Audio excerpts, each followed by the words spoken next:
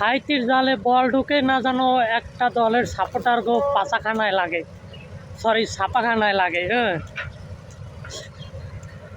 কী কম, যখন মরক্কোর সাথে ড্র করছিল তখন তো কত কথা শুনাইছে। এখন যাই হাইতিরে যাই ভইরা দিছে, এখন ওরা গর্তের মধ্যে ঢুকে গেছে। এখন আর কথা বিরসাইয়া পায় না। এখন কইটা যে হাইতি নাকি 84 নম্বর দল, 84 নম্বর দলের সাথে খেলাইছে। হ্যাঁ, কারণ খেলাইছে এত নেইমার ছাড়া খেলাইছে।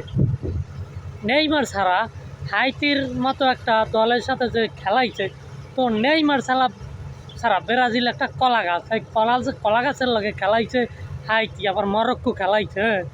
এইও আবার গল্প করা লাগে, যদি নেইমার থাকতে খেলায় গোল দিতে 7টা, 7 আপ ফিরেই দিতে আর্জেন্টিনারে। হ্যাঁ, তখন লজ্জায় মুখটা দেখাইতে পারতো আর্জেন্টিনার মানে আর্জেন্টিনার সাপোর্টাররা।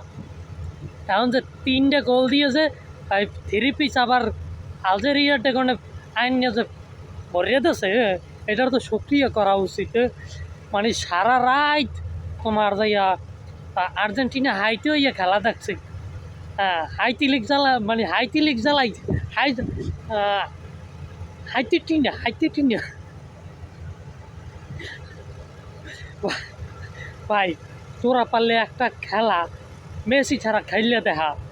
মেসি ছাড়া আর্জেন্টিনা একটা কলা গাছ, না সরি এই জন্য কয় ব্যারন গাছের খুঁটি। আর মানে মেসি ছাড়া আর্জেন্টিনাও একটা দল, কথা ক্লিয়ার না? ব্যারন গাছ যে খুঁটি দেওয়া যা, আর মেসি ছাড়া আর্জেন্টিনা দলটাও হয়ে যা। হ্যাঁ, তোরা এই কথা বিশ্বাস করো আর না করো, এখন তো তোকে ভৈরা দিছে, এটা তো রাইট। হ্যাঁ, সামনে তো আরও ভৈরা দেবে। এই যে তোর এখন কইতে যে জার্মানির লোক এখন খেলা পড়তে আছে ব্রাজিলের, যদিও ঠগে এটা নেইমার ছাড়া ঠকবে, এবং নেইমার যদি থাকাকালীন ঠগে তখন তোরা টোল করিস।